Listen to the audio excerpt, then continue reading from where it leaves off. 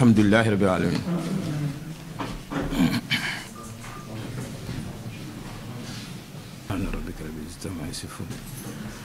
waaw ñu ngi sant yàlla bu baax di jul ci yonent bi gannaaw ba ñu leen nuyoo yéen ñëpp gërëm leen sant leen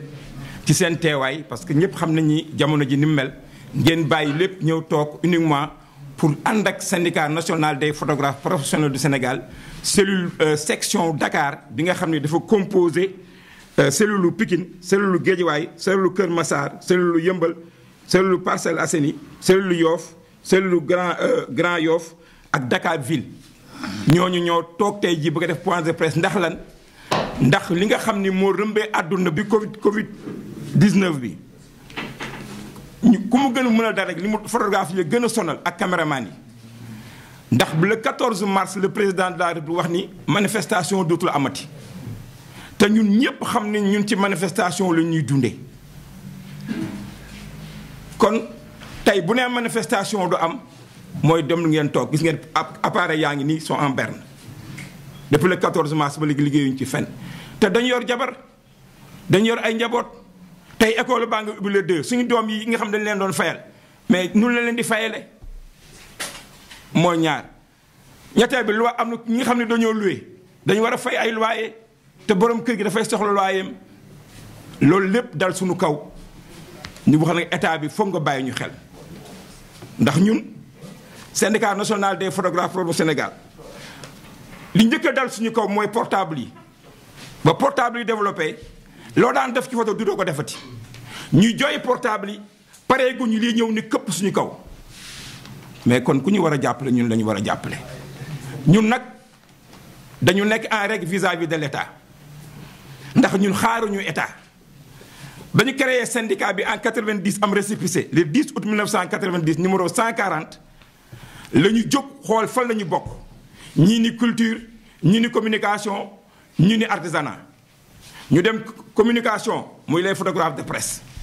ñu dem culture muy les photographes d'art masse bi nag bi nga xam ne ñun ñii la ñu ni artisanat ngeen bokk ñu daw uti suñu carte chambre de métier au niveau de la chambre de métier Dakar carte professionnelle d'artisan de service ñu dem uti ko nekk en rek xaaruñu loolu de ñu créer GIE teg mutuelle de santé pour suñu njaboot gi di faju teg coopérative d'habitat pour ñu am fu ñu dëkk xaaruñu lenn ci état lii nag dañoo amul fu ñu koy jooyee parce que liggéeyatuñu. ndax ku gis nen a ngi li lëmbe réew mi moo ñu indi tey ndax boobu ba léegi ñu ngi toog suñu ngor te ñàkk ngor nag ba léegi amul nag ndax wax dafa jot ndaxte wax dafa jooy ñu ne ko looy jooy dañ ma wax ci sama waxtu wax jotul ñun nag dañ ko wax fi ñu ko war a waxee wax ko it ci waxtu bi ñu ko war a waxee li rëmbe àddina nag moo ñu tax a jóg tey ndaxte ni ma ko waxee ci commencement bi rek mbooloom photographe ak mbooloom audiovisuel moom laay waxal tey parce que man nekkoon présidente photographe et caméraman de la banlieue ñi may wax Tabara Thiam madame Sarr ma am nag ay góor yu jàmbaar yu dul jooy mukk nag te duñ saalit mukk nag waaye nag dafa jot nag ñu takk suñu digg nag jóg nag waxal leen nag ndax fii ku fi am rek dañ laa waxal donte kon jigéen ñi néew nañu ci waaye nag am nañu fulla am nañu fayda te mënuñoo wax ñi nga xam ne ñooy suñuy góor ñu bëgg monsieur le président de la république son excellence Macky Sall li ngay séddale ci Covid 19 bi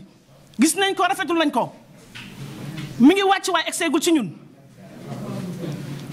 tax photographie dañoo jaboot amee ay soxna di fay ay luwaas di dundal njaboot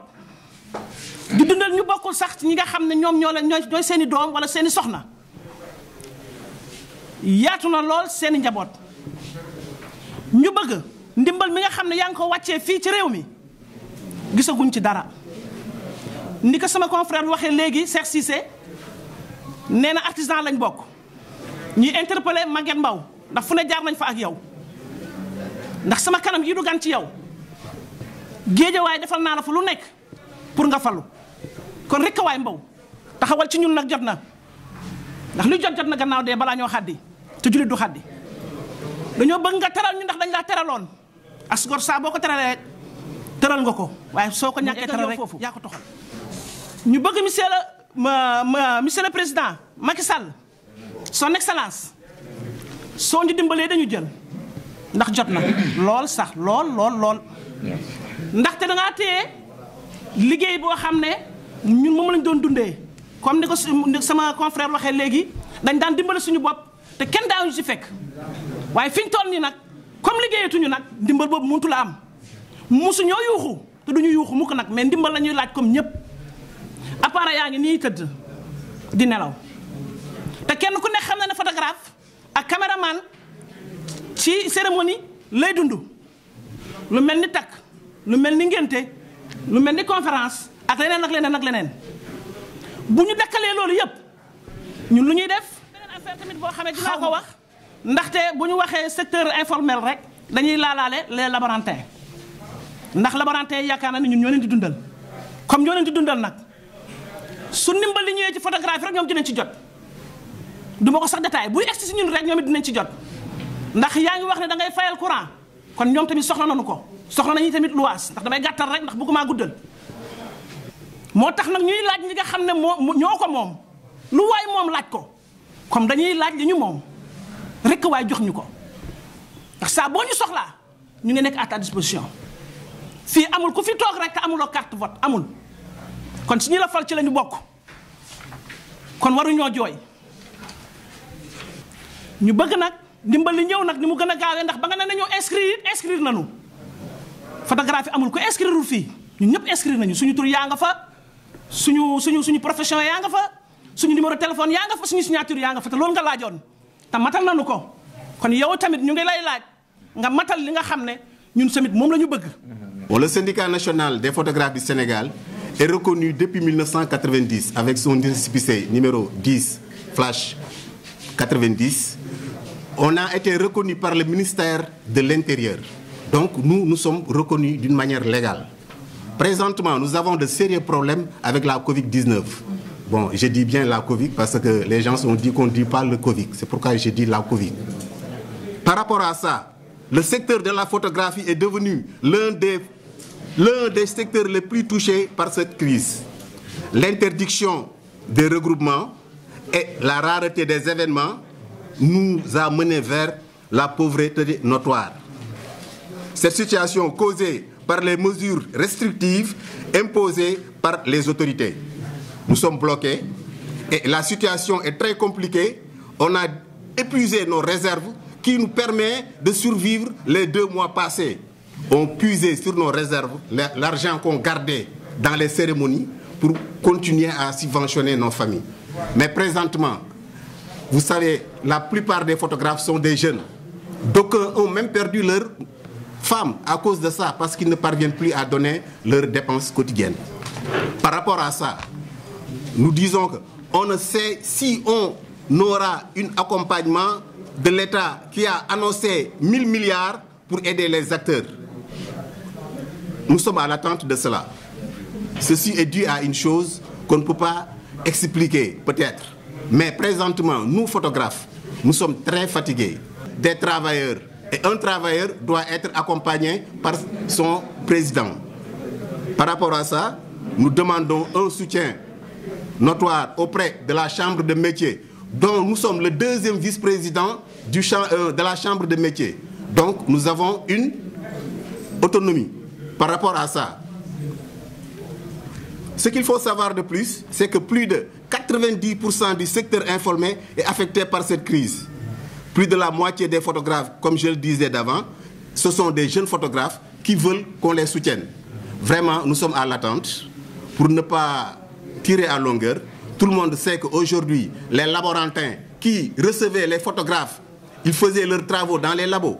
ont eu d'énormes problèmes pour payer leurs employés et les locations. Donc, le soutien doit venir parce qu'il est temps. C'est pourquoi nous, photographes, nous appelons l'État pour qu'il fasse un soutien notoire à notre endroit. Je vous remercie. yéen waa sunu TV ñi ànd ak sunu TV tey dañ fi fekk kii di Ibou Samb mu am conférence de presse boo xamante ni photographie dañ koo def ak laborantin yi ñu fekk fi benn laborantin di Ibou Samb waa sunu TV 221 ñoo ngi lay nuyu. ñu ngi lay fay. Ibou situation bi fi mu toll ci Sénégal ci Covid 19 bi ci discours bi nga xamante ni dégg nañu syndicalistes yi wax ko ñu cité ci laborantin yi yéen laborantin yi nan ngeen di dundee moment bi situation bi. ni ñëpp di dundee rek moom la ñuy dundee parce que yaakaar naa ni ñu la gën a métti suñu boor parce que booy imaginer depuis mu commencé jusqu'à présent suñu machine da leen fay. liggéeyatuñ employé dañ leen toogloo seen i kër bon borom kër yi ñi nga xam ne ñoom ñoo luyee ñu ngi toog di demander li nga xam ne mooy location courant ku nekk xam na ni li ñuy fay cher na cheraay boo xam ne mënuñu ko wax te bokkuñu si kon déjà am na loo xam ni ñun li ñuy ñaan mooy yàlla na fi yàlla gaaw a jële lii te di ñaan yàlla ki nga xam ne mooy président de la république bàyyi ñu xel bu baax a baax parce que am na ci solo trop parce que fi mu toll nii am na borom kër yoo xam ni dañ doon liggéey di fayeeku mënatuñ fayeeku à cause de lan lii kon am na loo xam ni man li may ñaan yàlla mooy mu dimbalinu ba nga xam ne actuellement ñun dinañuy sentir suñu bopp si li nga xam ne actuellement mooy li am nii. suñu présence mooy présence su ñëpp bépp photographe mooy que li dal suñu kaw moo ñu tax a jóg puisque ñun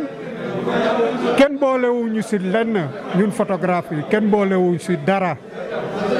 te il est temps état bi gëstuñu xam na ne photographe ay borom njaboot lañu te photographe si réew mi lañu bokk te photographe am nañ droit si réew mi suñu droit la ñuy laajte puisque lu bëri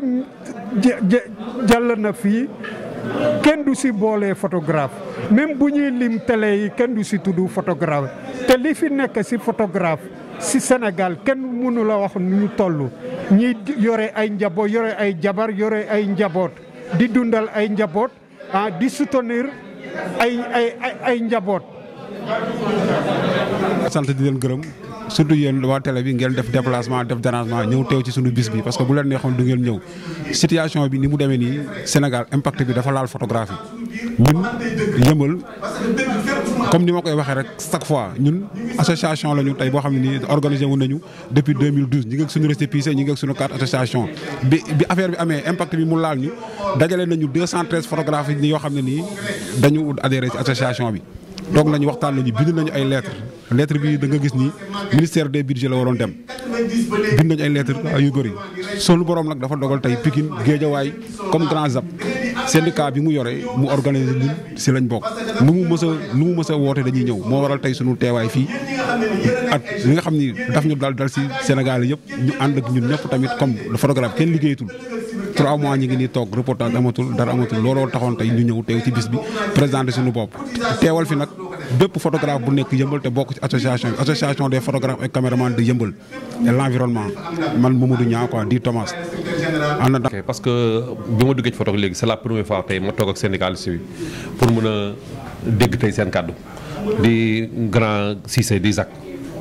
tey bi ma déggee lii sama yaram dafa daw ndaxte ku leen xool ñoom syndicat xam ne ay mag lañu fu mu toll nii ñun ñoo war a jël relève bi te it lii ñu wax ni dëgg la sikki ma lakkandoo suñu yuuxuwul bu ñuy fay ñun kenn duñu fayaale te fépp a tàkk réew mi tàkk ndax feebar bii di Covid 19 ñu bokk ci ay photographe nekk ay aussi ay photographe événementiel 14 mars ba tey jii di le 16 mai muy ñaari weer yoo xam ne ñu ngi toog yore ay doom yoo xam ne ek ci privé bi lañ nekk yore ay jabar ñii di fay location war a fay courant war a fay ndox war a dund te ñun suñu liggéeyul kon fan lañ koy jëlee. tey moment bi association photographe bi nga xamante ni mi ngi ci banlieue bi di Pikine tey mën nañ ni Pikine sax booy xool ci banlieue mooy centralu photo tey yéen nan ngeen koy dundee ci association bi nga yore parce que métit bu amee daanaka jub ci njiit gi la ñuy jëp ak lan ngeen xalaat ni mooy solution. waaw dama lay firnde rek ne démb ci guddi maa ngi jot message koo xam ne duñ ko war a génne këram mu di suñu mbokku caméraman bu dëkk si Kambaaw. may profité occasion bi pour lancer waale appel bi pour suñu mbokk photographe bu ko mën a dimbali ndax dafa amee nerf sciatique mootul liggéey yàlla def it kër ku mu dëkkoon waa ji di génnee ko ba am na ay photographe yoo xam ne commencé nañoo jël seen i ndimbal di ko dimbali kon nga xam ne kon métti na initiative bi ñu am rek mooy lenn li tax ñu créé woon suñu mbootaay boobu tey ba tey lii taxaw pour dimbalante la woon pour jàppalante la woon pour ñu nekk benn ndax xàccandoo dóorandoo ñu yëkkatandoo di daaneelandoo loolu lañ ci jëloon intention tey alhamdulilah bi alamin yàlla def na ko. asalaamaaleykum wa rahmatullah ma présenté wu man la Abdoulaye Camara nekk secrétaire général Sempromex muy syndicat national des photographes et des métiers connexes. maam Thierno ba ma xoolee acteurs yëpp depuis mbas mi tàmbale ba léegi acteurs yëpp ñu ngi leen di dégg ñuy wax te ñi faral di wax rek ñooñu lay tudd ma gis ni état bi boobu ba léegi ñoom ku ci siiw ñun la ku ñu xam ñun la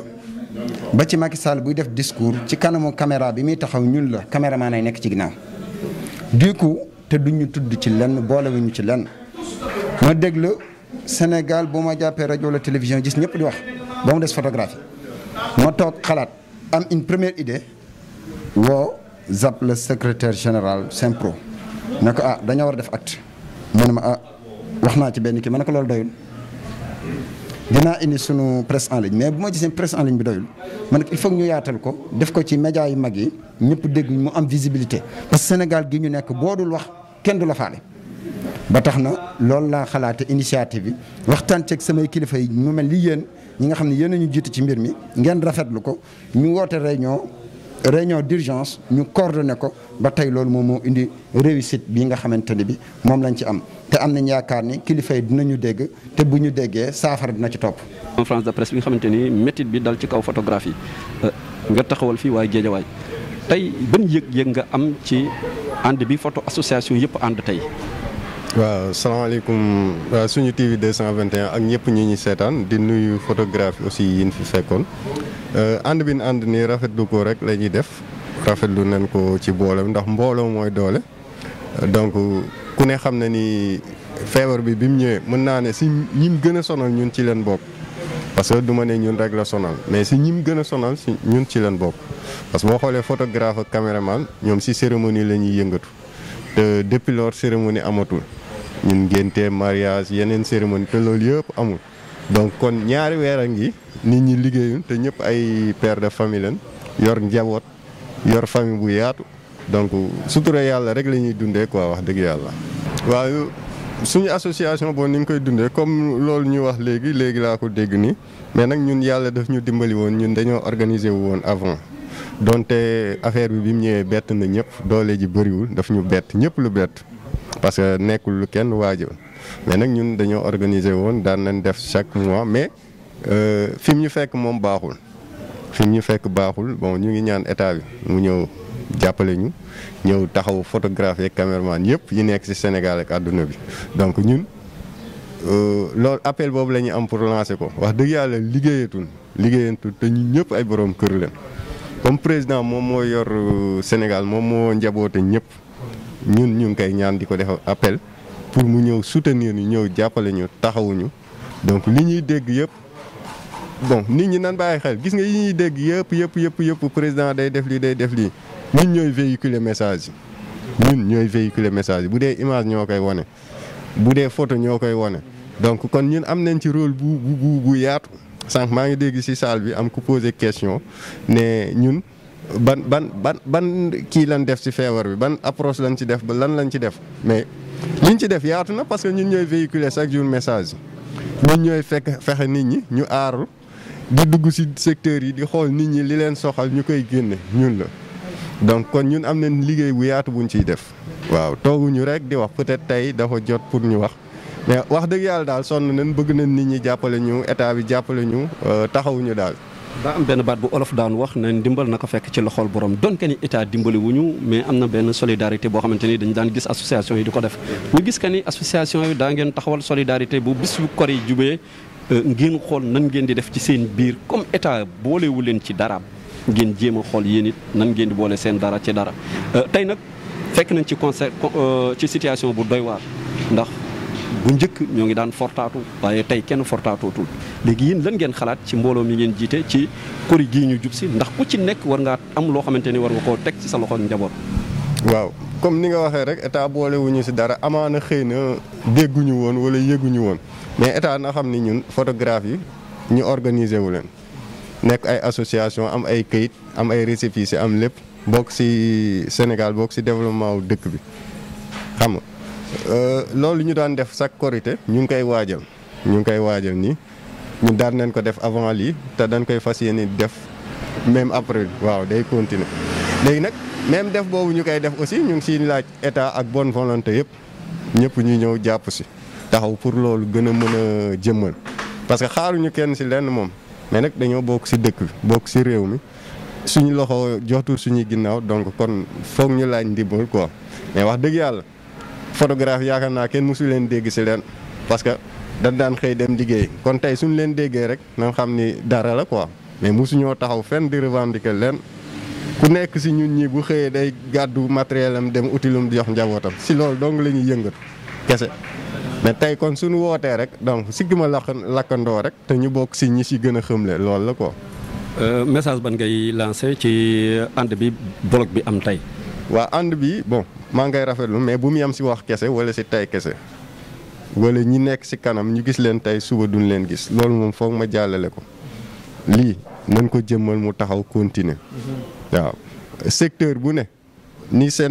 Guédiawaye amee association photographe caméraman de la banlieue la wax bàyyilu kenn